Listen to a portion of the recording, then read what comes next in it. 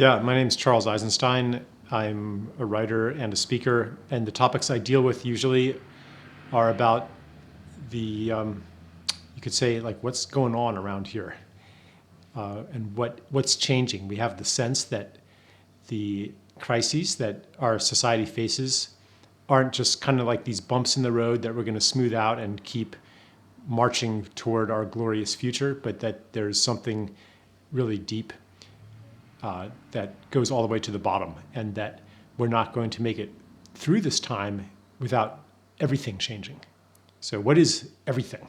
What does that mean? So I speak and write about the nature of the transition, both on a collective level and also on a personal level.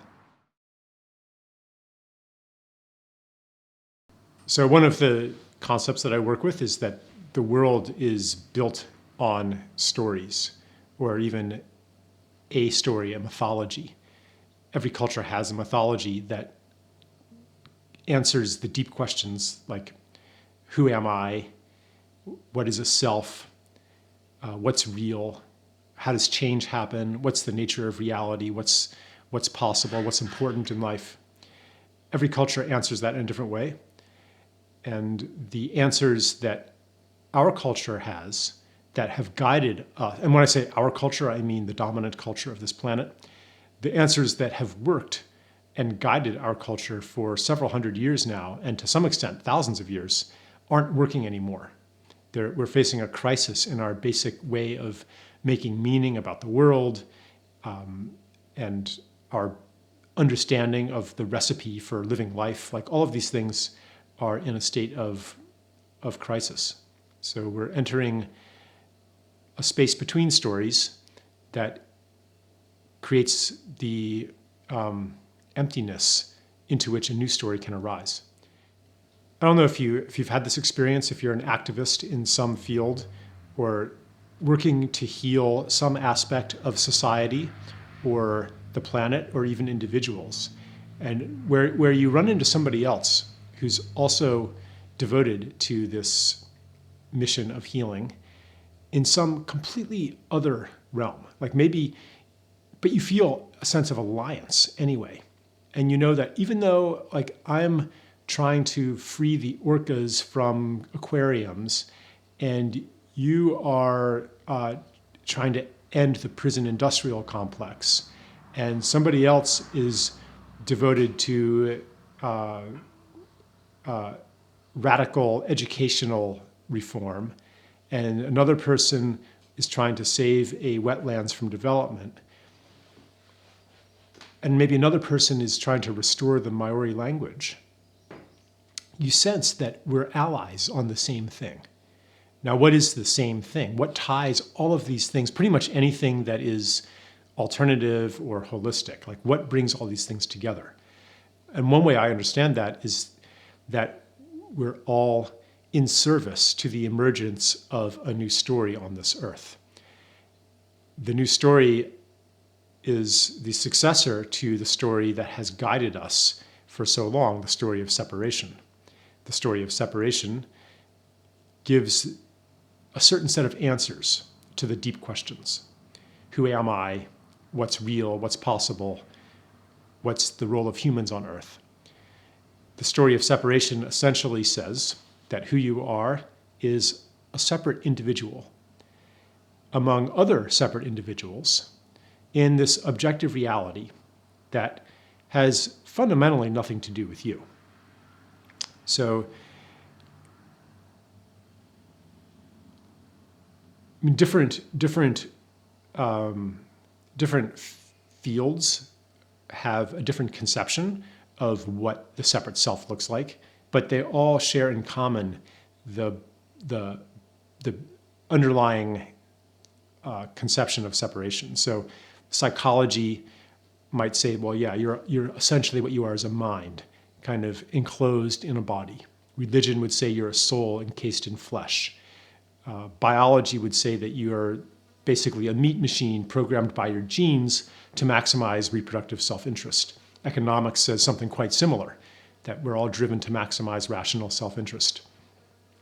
So here we are, these kind of bubbles of psychology bouncing around the world, in competition fundamentally with other individuals.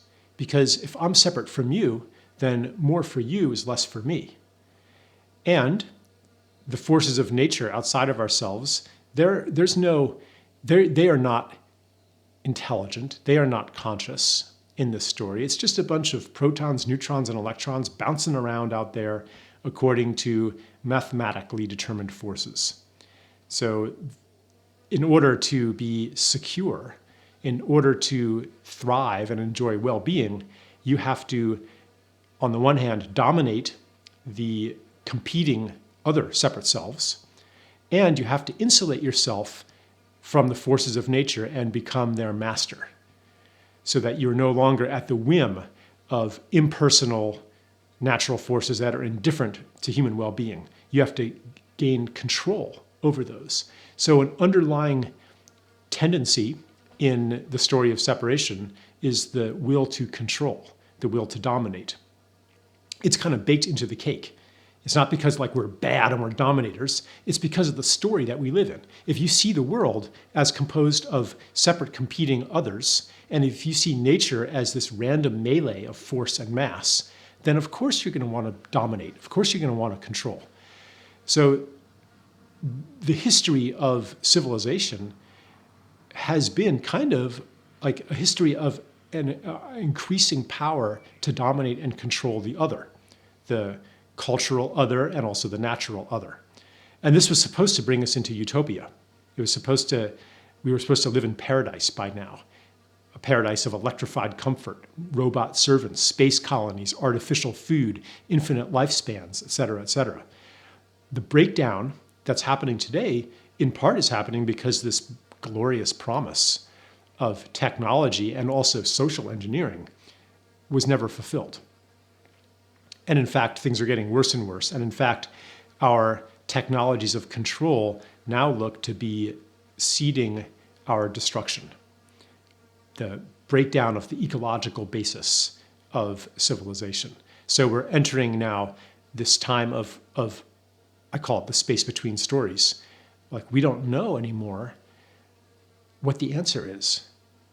We don't know who we are. We don't even know what's real. Because on every level, the story that answered those questions is breaking down. Politically, economically, and especially technologically and in our relationship to nature. So that leaves us not knowing.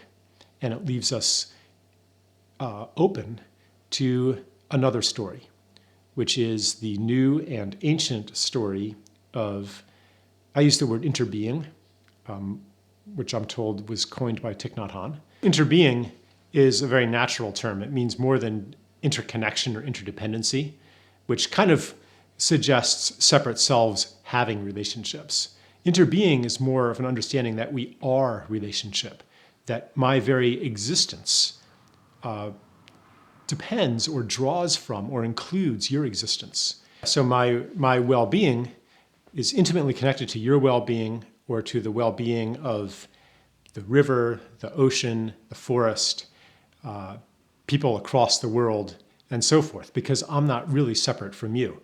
And that means that in the story of interbeing, I know that whatever I do to the world will come back to me somehow.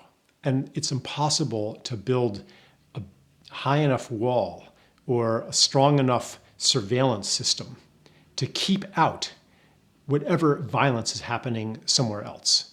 This is something that my country, I'm an American, doesn't seem to understand. You know, we think that if we bomb and drone the terrorists and visit wars upon other countries, that the violence can be kept out of our country if we have strong enough anti-immigration policies and, you know, full spectrum dominance and global information surveillance and all that kind of stuff, that we can keep the violence out. But it's obviously not true. I mean, look at the levels of domestic violence, of crime, of gun violence, and even inside our homes. The levels of domestic violence are an exact mirror to the violence that's happening outside of ourselves. And in the mentality of interbeing, this isn't because we just haven't controlled it enough. It isn't because we need to do even more of the, apply even more control to the other. It's because fundamentally it is inescapable. What happens to the world happens to the self, because self and world are not really separate. So that's the story of interbeing. Another important piece of it is the understanding that the qualities of a self, intelligence, consciousness, subjectivity, beingness, sentience, these are not only in human beings, but they are universal. Indigenous people always, whatever the differences in their world stories, they in common shared the belief that other beings were in fact beings, that it wasn't absurd to say, what does the river want? What does the mountain think? What does the deer want? What is it like to be a forest? These were not absurd questions, but they lived in a community of being, even down to not just plants and animals, but even things like rocks or the wind or clouds. They were understood to be beings as well. The story of separation says that beingness is only in human beings, and the world outside of outside of ourselves is just a bunch of stuff. So the story of interbeing animates pretty much everything that you're making this film about.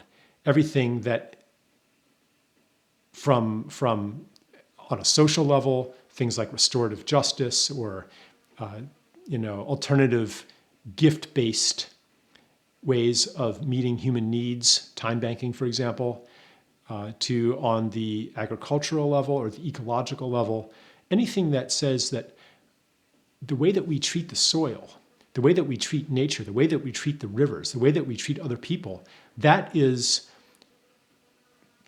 going to benefit ourselves as well. And it's not out of this calculating mindset that, okay, we better respect the river so that we'll be okay too. That's still kind of an instrumental utilitarian mindset of the world is here for our benefit. It's more like the relationship between a parent and a child. The parent doesn't say, oh, I better take good care of my son because then when I'm in my old age, my son will take care of me. It's not that calculating mindset. It's because the parent, the self of the parent expands to include the son. That's called love. Love is the expansion of self to include another. So his happiness is my happiness. I have 4 sons. His happiness is my happiness. His suffering is my suffering. It's the truth. The future of humanity is to return to that relationship to nature and to all beings and to all human beings too, to fall in love with the world. Its well-being is my well-being. It's also true on a practical level. Practically speaking, and this is being discovered by regenerative agriculture, practically speaking, when you do respect and honor and serve the soil, then you get higher crop yields. So it's not just like some spiritual principle, but it pervades every level of interaction. But the basis of it ultimately has to be love. Love for the soil, love for the other people, love for the world. That's what unifies so many of the things that you're making this documentary about. And this is why we feel that sense of alliance, even when it's hard rationally to connect what these two things have in common. Prison reform and stopping fracking, something like that. Like, why are those two related? We understand that they are. The reason that they are is that they both draw from and contribute to the new mythology, the new story of interbeing. You've probably had those moments of despair where you think it's just hopeless and the world is always going to be this way and anything we do is not enough. But there's also, and I would say that this is maybe more of a heart knowing, that understands that a more beautiful world is possible. We get glimpses of it sometimes in moments of deep intimacy with a person or with nature, moments of cooperation, that effortless flow. Maybe you've had a time where everyone just came together with their gifts and was completely selfless. And the right person came at just the right time and did just the right thing. And you had this feeling like the world could be built on this. Or maybe you've experienced a miraculous healing or a miraculous synchronicity or something like that. An experience that you could not explain, but that was really beautiful to you. And that gave you a hint of a reality and a realm of possibility that was much bigger than what we grew up being told was real and possible. So you have these experiences and you recognize them as real and not as, some bait and switch tactic from God to trick you into thinking that a more beautiful world is possible, but you recognize it as kind of a promise, the glimpse of a future possibility that it feels real to you, and therefore you can bow into its service, even if your rational mind says, well, how could that possibly ever happen on a large scale on Earth? That was just, some peak experience or some anomaly.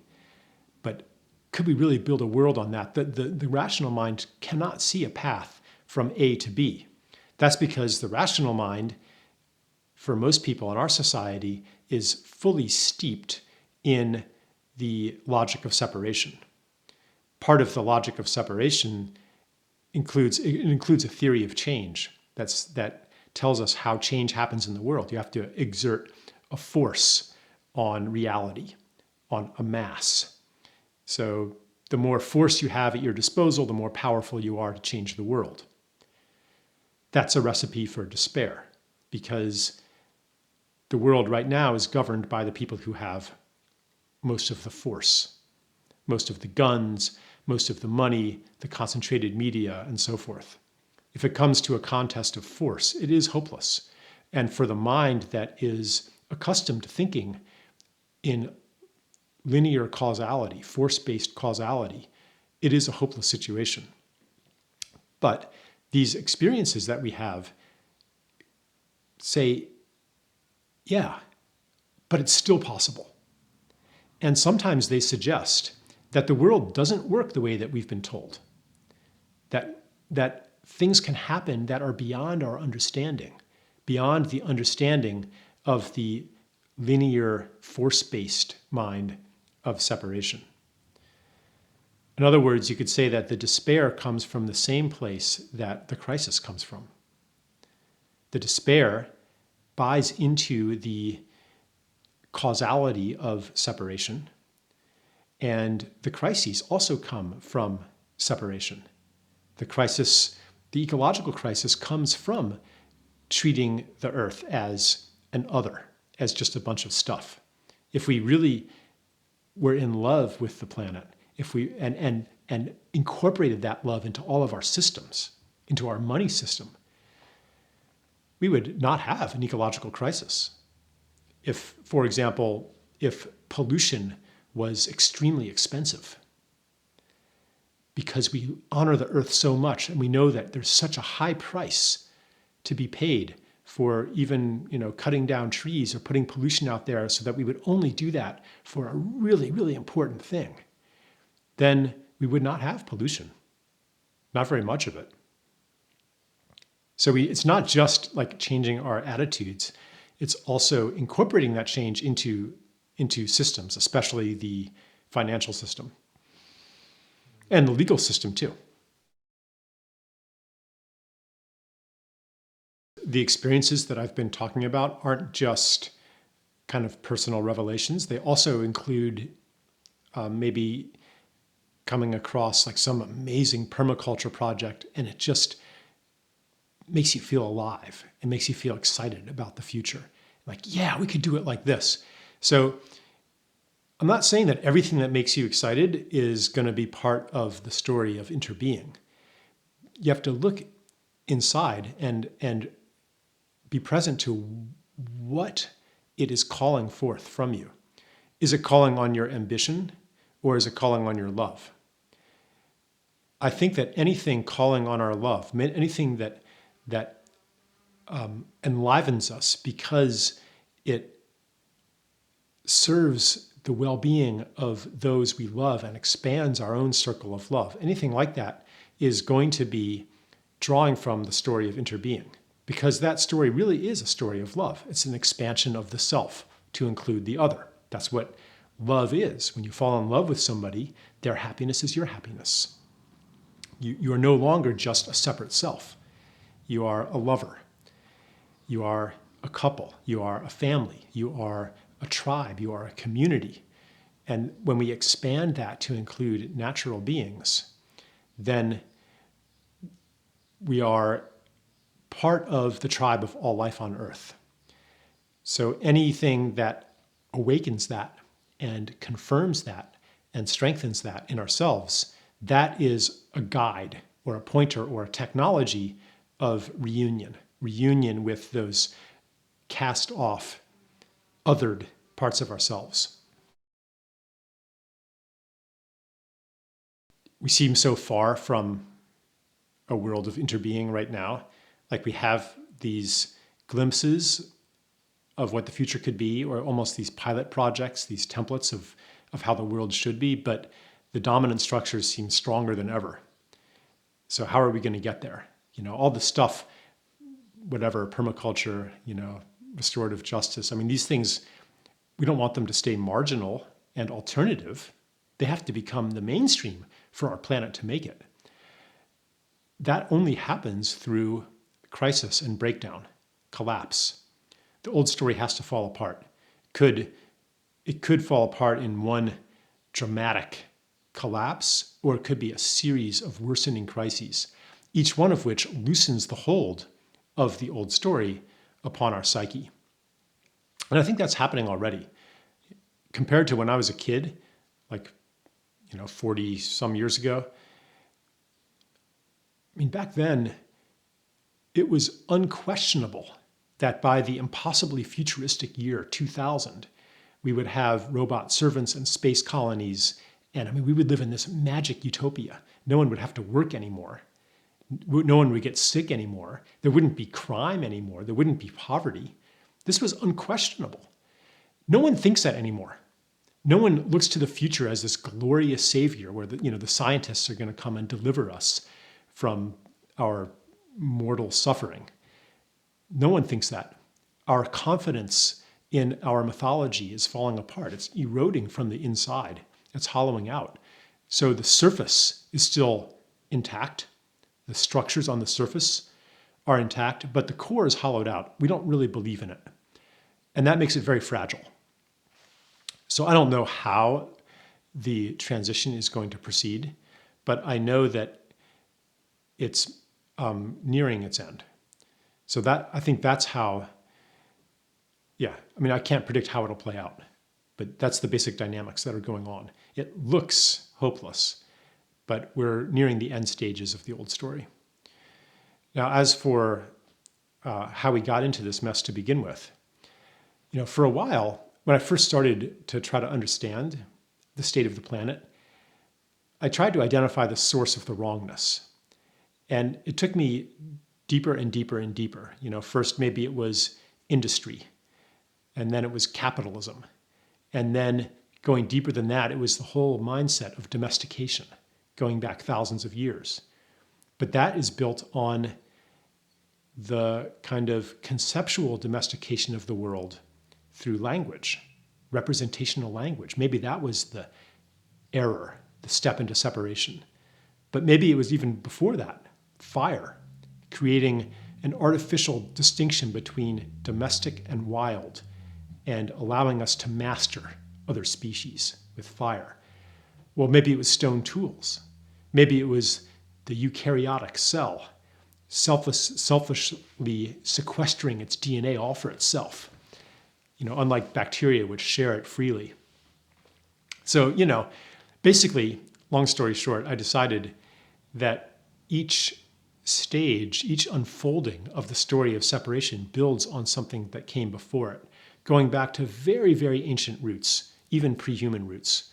And I thought, if it's that inevitable, and it happened everywhere in the world, like everywhere where civilization got started, all of the same things began to appear. division of labor, money, slavery, patriarchy, ecological degradation, everywhere. So if it was inevitable, I thought it must be happening for a reason, for an evolutionary reason. And I don't know how metaphysical or theological I would want to get, but basically humanity went on this journey of separation in order to come back to unity, to reunion, to interbeing, enriched by the journey. And we are being enriched. Like there's been a lot of beauty that's come along with the horror of civilization. And I think that all species in nature have a gift to give toward the well-being of all, or toward the evolution and the development of all. No species is useless. Nature doesn't make mistakes like that. Humans are no exception. We have unique gifts that are here for a reason. One way I look at it is that we've been kind of in the childhood of the species, playing with our gifts and making a big mess. But we haven't gone through the initiation into adulthood that's required for us to turn our gifts toward their true purpose. What is the true purpose of our gifts of culture and technology, of hand and mind? Like, I don't know. Yeah, initially the purpose of our gifts is probably going to be to heal the damage that's been done as we've made messes playing with technology. After that, I don't know. Some people think that humans are the reproductive organ of Gaia that will take organic matter to other planets. I think that it's something much more mysterious and unfathomable from the worldview that we live in today. I think it has to do with some of the mental or energetic capacities that human beings have that are barely recognized by conventional science, but that other cultures have developed to a high degree, that are marginal to the dominant culture, but that are being rediscovered on the margins of our culture too. You know, it gets waved off as New Age or something like that. But the basic rule, the basic principle is that the next civilization will bring together everything that has been marginalized in the current civilization. Marginalized cultures, marginalized people, marginalized genders, marginalized parts of ourselves. Those will come together. Those will be the new center. The things that were on the margins will become the new center. I think if technology could have solved all of our problems, then it would have already solved all of our problems. Theoretically, we have all the technology we need to live beautifully on Earth and beautifully with each other. But we have not lived beautifully on Earth and beautifully with each other. So something else has to happen. Technology's had its chance ever since the age of the steam engine. I mean, that was supposed to bring on utopia. A machine can do the work of 1,000 men, so very soon we will only have to work 1,000th as hard. That never happened. And that promise has been renewed every time that a revolutionary new technology has come into being. Electricity, atomic power, chemistry, nanotechnology, genetic engineering. Each one of these was supposed to bring on, finally, the age of leisure and the conquest of disease and so forth. The kinds of technologies that we call technology today are insufficient to the task. They're very good at certain things, and we've developed along that axis to a very high degree. But the challenges we face today are unsolvable by the kind of technology that we're accustomed to. We're seeing this really obviously in the field of human health. Technology delivered miraculous results in the first half of the 20th century. Lifespans increased by 26 years in America, if I remember correctly. In the second half of the 20th century, they increased by maybe another 6 years. Today, life expectancy is falling in America. And it's not because we stopped spending money on healthcare. Quite the opposite. In the first half of the 20th century, all of the dread diseases, or most of them, were conquered, eradicated. In the second half of the 20th century, or in the last 50 years, almost no new disease has really been eradicated. It's always, well, we're making progress on it. Meanwhile, all these new diseases have come up from seemingly from nowhere, starting with AIDS and all the autoimmune diseases, autism, allergies, all of these things were almost unknown. And the arsenal, which is a significant metaphor, the arsenal of modern medicine is pretty helpless against those things. So that is just one example of a more general trend that you could translate it onto politics, onto the ecological crisis. We don't really know what to do.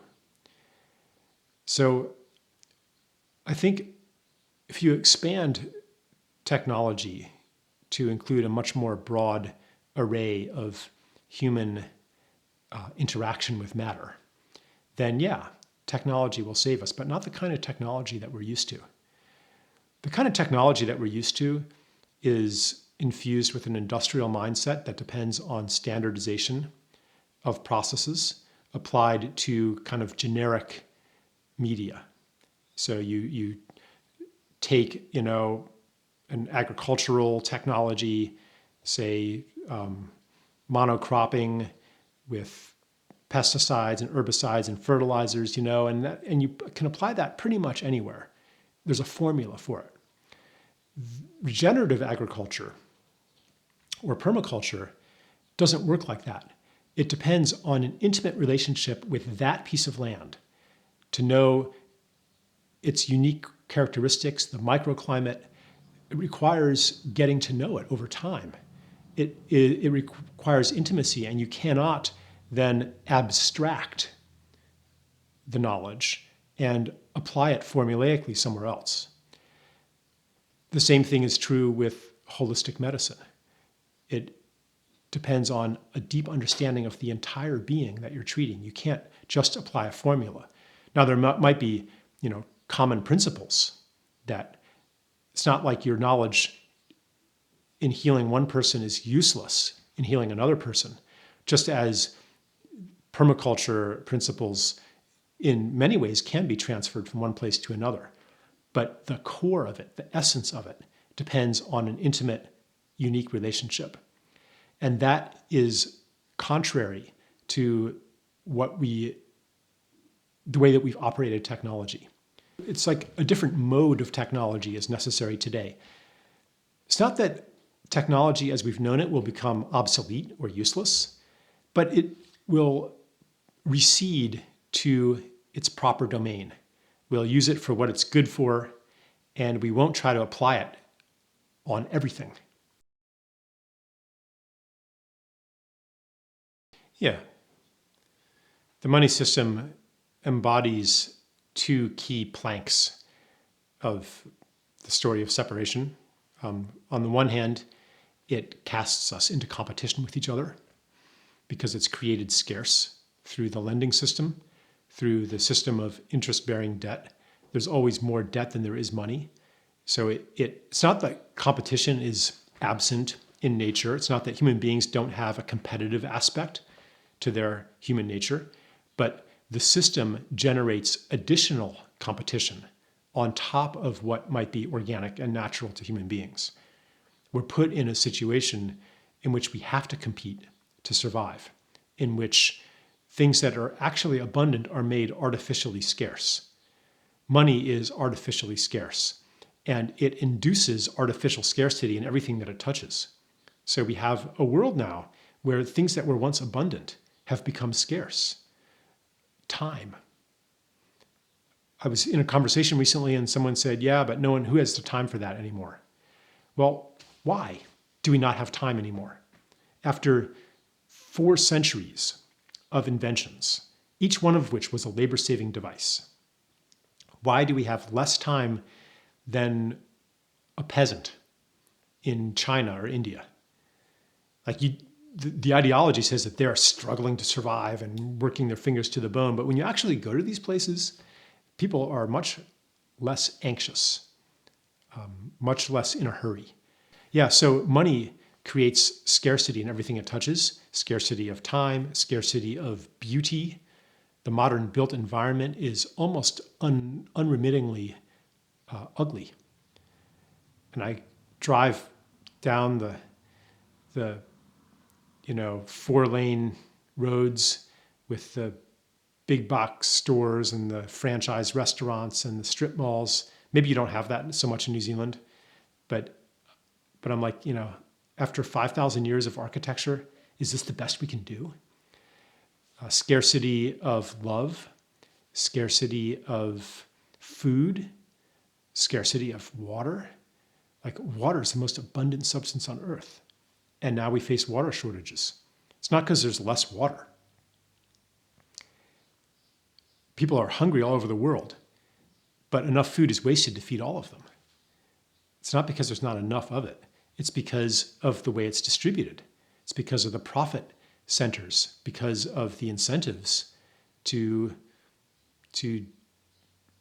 operate in a way that pollutes the water.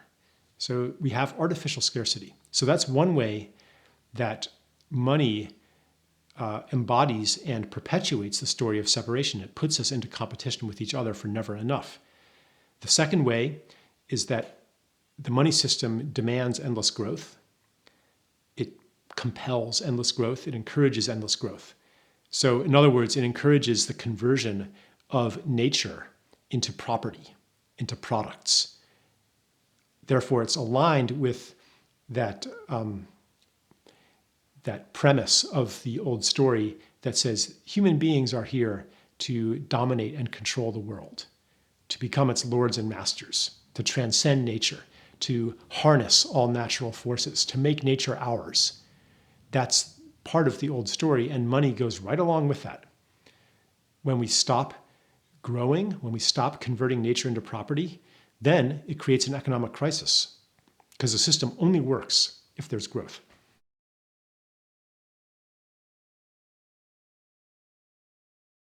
The current system has to go through a collapse unless you believe that infinite growth is possible on a finite planet. The system is growth dependent. So there's going to be a collapse in one form or another. It could be more gentle or it could be more severe.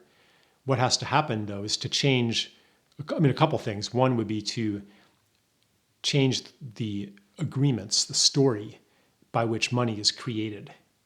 Today, I'm not going to go through the whole story, but essentially it's created at the central bank level through the purchase of interest-bearing securities on the market, creating new money. And then on the next level, lending by commercial banks and other institutions that make money available for businesses and people to use. All of it, each of those steps generates or is accompanied by debt. When money is created, an equivalent amount of debt is created that bears interest. So more money is owed than has been created. That has to change. So there are other ways to create money. The government could just print it. People think that that's what happens now, but no. It's lent into existence. Governments borrow it into existence. But they could just make it. They could just print it. Or money could be created with negative interest, reversing all of the pernicious effects of usury. So I'm not going to go into the details now, but there are other ways to create money. The other really important thing that I've become, over the years since I've written about it, I've become more and more enthusiastic about is a universal basic income, which basically is a living wage paid to everybody, regardless of their contribution to society. But essentially it says everybody has a share in the wealth that we've inherited, both from nature and from culture. I should not have a greater right to the benefits of Thomas Edison's inventions than you should have. This was in the past. This is our cultural inheritance. So everybody then should have essentially a basic income that's enough to survive on.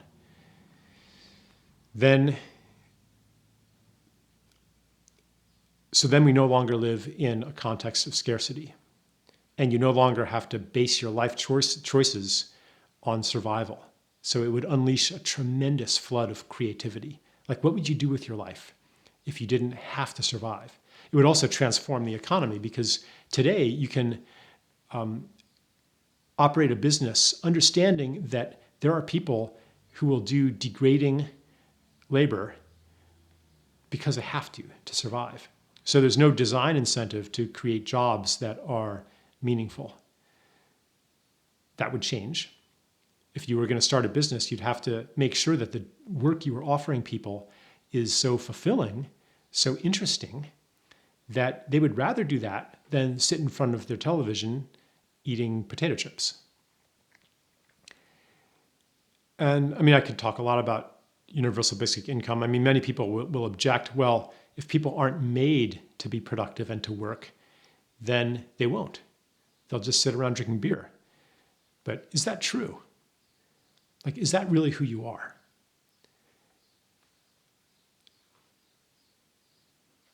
It comes down to a question of human nature. I think that the human nature that we see in our current society isn't real human nature. It's the response to artificial scarcity. But that who we are by nature, we are beings of the gift, because we are so gifted ourselves. On some level, we understand that we didn't earn the earth. We didn't earn the sun. It wasn't through our hard efforts that we invented the ability of seeds to grow. We didn't invent water. We are so richly gifted that our default state is gratitude. You didn't earn your mother taking care of you. Like, that was all a gift. And because we're so richly gifted, we feel gratitude and we desire to give in turn. We desire to give it forward. Everybody is like that. If you take away all the pressures, you take away all the programming.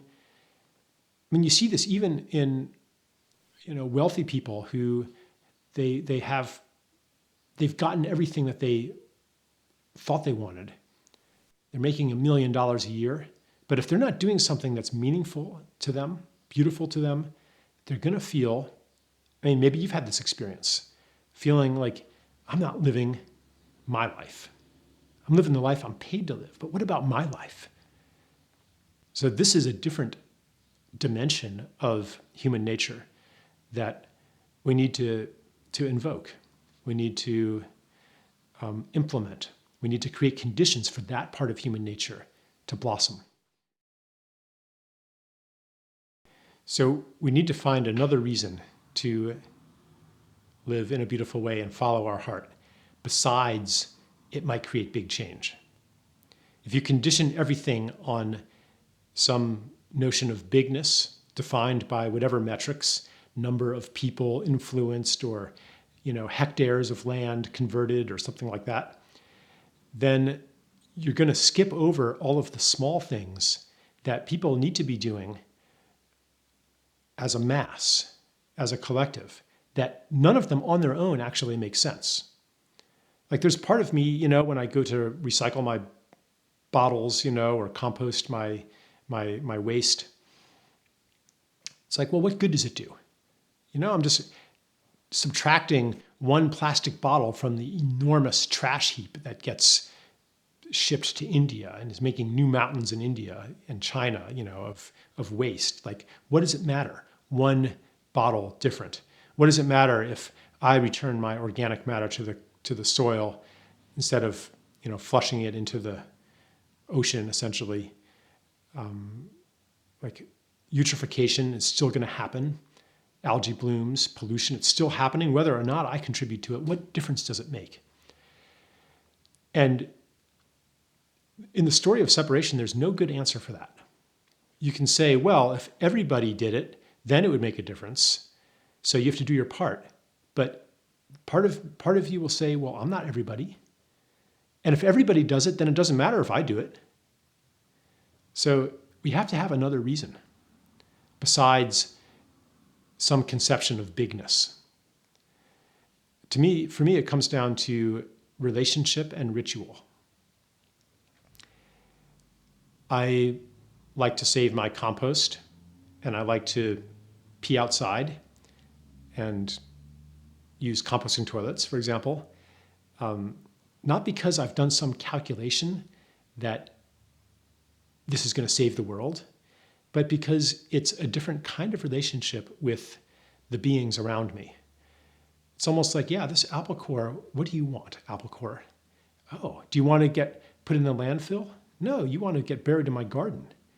What do you want, pea? Like, what feels good to me when I'm in the recognition of my relationship to all beings? What feels good? It's not that I'm unaware of systemic considerations and the need for any sustainable society to use its manure. Like, I'm aware of that, but I don't do it because of that. That information feeds into my understanding and feeds into who I am, but I don't choose from that calculating mindset. So really, you could almost say, trust what feels loving in the moment, not ignoring your intellectual knowledge, but not acting from that. Trust what feels loving, trust what feels good, trust what feels aligned with who you really are. If you live by that and spread that vibe, and other people start living by that, then the whole planet is going to change. This is not a substitute for political action. It's not a substitute for working on the systems level. Action on that level can also feel like the expression of love. But we shouldn't devalue the small personal things. Otherwise, you get into the mindset of, sacrificing family and relationship and et cetera, for the cause. And you become a crusader who doesn't go visit his grandmother when she's on her deathbed, who doesn't have the time to take care of children, who doesn't have patience, who doesn't have kindness, who sacrifices the interests of the workers in the NGO and the contractors in the NGO because we're doing something so important.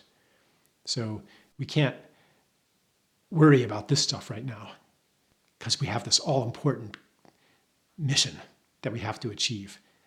And we end up doing the exact same things that are generating a world of ecocide and injustice. So if our true being is the totality of our relationships and includes everything in the cosmos, if we are truly maybe a holographic mirror of all that is, then when we cut ourselves off from any aspect of nature, other people, we create a wound, we create a cutoff. And this is painful. And we yearn to recover our wholeness. However, due to ideology, due to the economic system that we're immersed in, due to cultural factors, due to many, many, many reasons, the reunion that we long for is unavailable to us. That is good for business because it drives consumerism, it drives acquisitiveness, it drives greed, it drives all kinds of neurotic behaviors that seek to compensate for the missing relationships. It drives overeating, for example, that give people a momentary feeling of connection or a momentary feeling of being here. One of the ways that the wound shows up is, you could say, a crisis in being, an existential crisis, because if we are social beings, if we are interbeings, then in isolation, we do not feel as if we really exist all the way. People in indigenous societies, in tribal societies, or in agrarian villages, they were enmeshed in a matrix of relationship that gave them a strong identity. Everybody who they saw on a daily basis knew them really well. Like there was no stranger. Everybody knew you better than almost any modern person knows their neighbors because, we're immersed in stories from the internet and from television and from the outside. We don't know the stories of our neighbors, but in a traditional setting, everybody knew your story. Everybody knew your parents' story, your grandparents' story. And we also were in intimate connection with the land. We knew every plant, we knew every animal, every bird, we knew its song, and when it sang, and what bugs it ate, and where those bugs lived, and what the soil smells like where the bugs live, and what plants grow there, and what medicine the plants are used for. We were in this web of interbeing. We were deeply known. Therefore, we knew ourselves. We felt as if we were at home in the universe. That is missing in our current society. We're surrounded by a sea of strangers, people that we know only very superficially, if at all. And the same is true of the trees around us. Oh, that's a tree. We don't maybe even know what the name of that tree. And we certainly don't know all of the details and all of the stories that a land-based, place-based person, an indigenous person would know. So we don't feel like we're really at home. And that insecurity drives all kinds of destructive behavior. And you find that when that need is met, when you are in community, when you're in maybe, it might even be, some kind of weekend workshop or some kind of gathering somewhere where or in nature, if you're having a deep experience in nature, like your neuroses and addictions, they don't even operate anymore. You don't want to go shopping at that moment. You don't want to have a drink at that moment because you're fulfilled, you're met, you're held. So often we don't recognize that in this society, and we go to war against the symptom of the wound of separation. We go to war against the addiction, against the bad habits and the neuroses and the destructive behavior. But we don't go to war against the cause, because the cause isn't one thing. The cause is everything. And that doesn't fit in well with the war-making mentality, which seeks to find the enemy and then attack that enemy. When we're in a situation where the formula of war-making doesn't work, where we can't find an enemy, or we know that the enemy isn't the real enemy, then we don't know what to do. So we avoid that understanding. America is doing that right now. We see a problem like terrorism, and we find the enemy, terrorists, and we bomb them and drone them, try to lock them out, lock them up. But we don't ask, well, what's causing terrorism? Is it just these bad people? Or could it have something to do with previous wars or austerity policies that have driven millions of Syrian farmers off the land? Like, what are the deep reasons? When we go to those, not only can we not identify a single enemy, but we also realize that we're part of the problem. And then we don't know what to do. And that's good. It's good to not know what to do. That's an improvement over thinking you know what to do, but actually not knowing what to do. From not knowing what to do, which is called, or not knowing how things are, not knowing why it's happening, that's called humility. Then there's space for real understanding to come in. So there's two things you can do in the space between stories when you don't know what to do. One thing is to do nothing, and the other thing is to do something. Try something out, make mistakes, and find out what doesn't work. The danger is to, out of urgency or fear, to keep doing what you had been doing in the old story, knowing maybe on some level that it's not going to work, but feeling afraid to not do anything. So In that case, it's a lot better to just not do anything at all. And then you can give yourself permission to act from a different spirit, from a different animating force that isn't fear, isn't the panic of, I have to be doing something, I don't know what to do. Let me just do what I used to do. That feels a little safer. But instead to act from a spirit of play, a spirit of exploration, it's kind of like to follow what makes you feel alive. Yeah, I would say really to act from a spirit of play and exploration. And yeah, let's try this. Maybe it won't work, but I'm not afraid to try. Especially not afraid to do things that seem illogical, irrational, naive, irresponsible, impractical.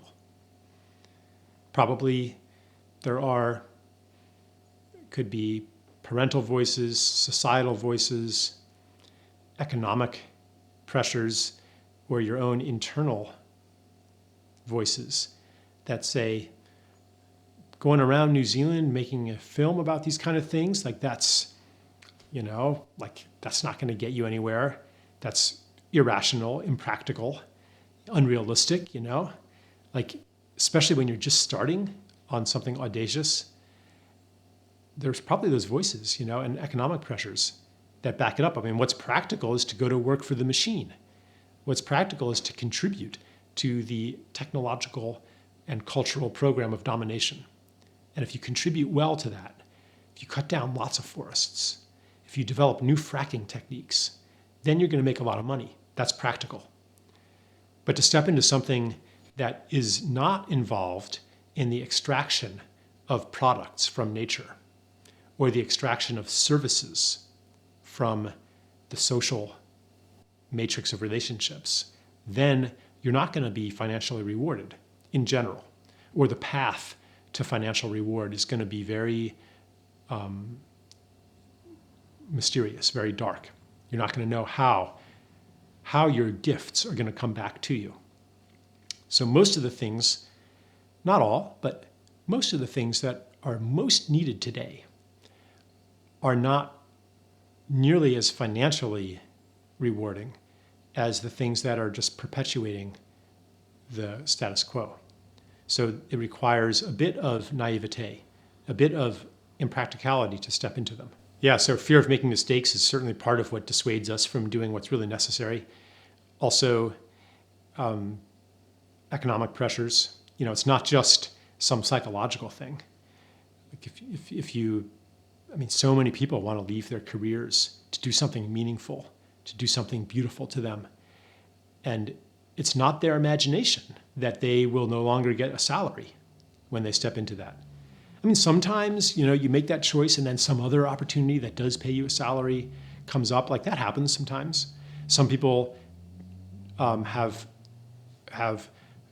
amazing inventions that do really help the world and that people buy and they make a lot of money from it. I'm not saying that never happens, but in general, usually there's a step of courage required.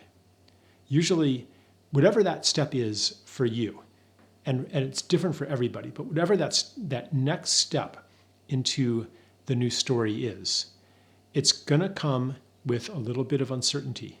It's going to require courage. And we have to see that, even if we're looking at the people that we blame for the problems. Maybe, oil company executives or bankers or politicians. And we think, if I were that person, I would do better. I would make different choices. I wouldn't continue that policy or whatever. But that belief that if I were you, I would do better than you're doing, that means that you don't understand what it's like to be that person. You don't understand the totality of influences converging on that person. Their biographical influences, their childhood, their education, their acculturation, and the pressures that surround them. If you understood all of that, you'd realize that it takes just as much courage for them to make the next step into service to a more beautiful world as it does for you to take your next step We're all in this together. And when we let go of the judgmentality that says, I would do better than you, then it opens up curiosity. What is it like to be you? How can I change that totality of circumstances? How can I change the story that you're living in? And that allows us to be much more effective than we are in an oppositional frame that says, you're bad and I'm going to stop you. Like sometimes that works, especially if you have more force at your disposal than they do and you can stop them. But normally speaking, those with the most force at their disposal are those in charge. And you're not going to stop them with more force. You're not going to outgun the military-industrial complex. We have to rely on a change of heart. We have to rely on their story breaking down, not working for them. So how do we do that? How do we create conditions for a change of heart? How do we disrupt the system and disrupt the story that they're living in? How do we accelerate, perhaps, or facilitate their stepping out of that story, the breakdown of the story? How do we do that? What's the story built of at the most basic level? These are the kinds of questions we have to ask. So I'm not suggesting that everybody just do nothing and withdraw from the world. That's not always the right advice. It's especially the right advice when you feel trapped in your patterns of doing and you see perverse results from those patterns of doing. So for example, if someone's like a repeat dieter and they keep going on diets and losing weight and gaining it back again and losing weight and gaining it back again and getting fatter and fatter after each round, instead of saying, okay, you should go on another diet and try harder this time, you might say, well, stop dieting. Like maybe if you stop trying to control your eating and you really trust yourself, maybe you should not do anything. Whatever you're doing that isn't working, and it's obvious that it's not working, but you're afraid to stop doing it, then that's the time to not do anything. It's because we need a period of unlearning, of deprogramming. But then when you've done that a bit, when there's a little distance between you and your old habits, you're going to feel the desire to act. You're going to feel something calling you, calling on your care, calling on your love. And you might not know what to do, but you still operate according to your best understanding, and then you make mistakes and you find, oh, that still was actually just a different version of the way I used to do things. And you fall back again into the sense of surrender, futility. Okay, I don't know what to do again. Those attempts to meet the needs around you in a different way eventually call upon a new understanding to come to you. But it needs that empty space in order to come to you. It needs that surrender. It needs that giving up, which doesn't mean, it's subtle because I'm not even offering surrender as a formula, because then you end up with fake surrender if you're trying to surrender. It's a really natural process of giving up, often out of exhaustion, out of burnout. Like that's a good thing. I just can't do it anymore. Well, it could be because what you've been doing is not what you're supposed to be doing. So it's good that you can't do it anymore. And what you actually need to be doing, or what the next step is for you, could be something that in your old story was inconceivable or would have seemed like a waste of time. It might be leaving politics to become a musician. I know a guy who did that. He was in politics, and now he's a musician, and he says it's not that he gave up trying to change the world. I mean, he did in a way, but it's that he's much more effective now at changing the world than he was as a politician, where everything he did was pretty much constrained by the system. And politicians play a certain role in the drama. And if they deviate too far from that role, they get ejected. So they either allow themselves to be ejected, or they make compromises, they play along with the game, and maybe, try to change things a little tiny bit, deviate a little bit from what's expected, and there's a certain range in which they're allowed to do that. But really, mostly what they are is placeholders or functionaries.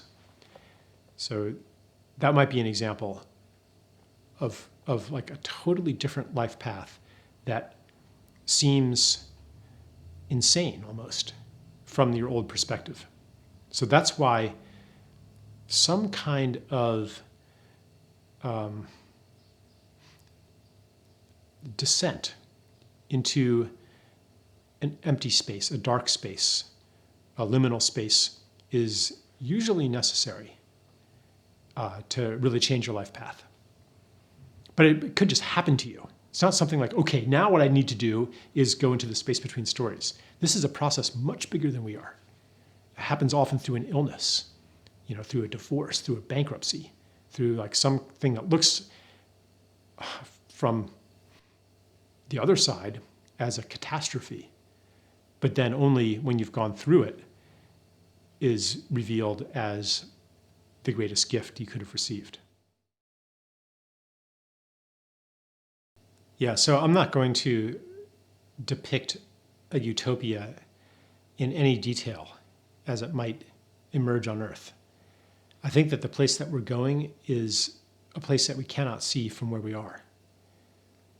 It'll only emerge or become visible as we move toward it. But so I'm not going to say, okay, here's the blueprint for the future system. I've thought it all out, and now I'm going to tell you what it is. But I do catch glimpses sometimes, these experiences that feel like they're from the future almost. One thing that comes to me is that in the future, most of the time, the loudest sounds you will hear are the sounds of birds singing and children playing. Maybe there won't be internal combustion engines. I don't know. But that's part of it. In the future, we'll feel really at home in the world. We will be intimately familiar with the landscape around us. We will be so in love with the places that we live that we will only take a journey when the urge to journey is really strong upon us, as happens at certain key moments in life. We will be in rich communities where we know every face so intimately, so deeply, where it's normal to just stand and, be in eye contact or sharing a breath, as the Maori do, for maybe, minutes at a time. Like the best experiences you've had in your life, the most authentic, the most vibrant, those don't have to be exceptions. It's not like we're going to be all the time like in some deep meditative trance, like having some special moment, but the backdrop of life will be play, love, beauty.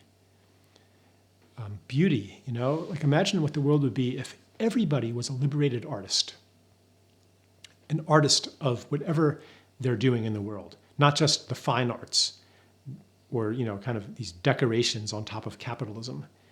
But no matter what you're doing, you don't do it just good enough for the market or good enough for the boss or good enough for the A+, but you do it as in fulfillment with what this thing wants to be.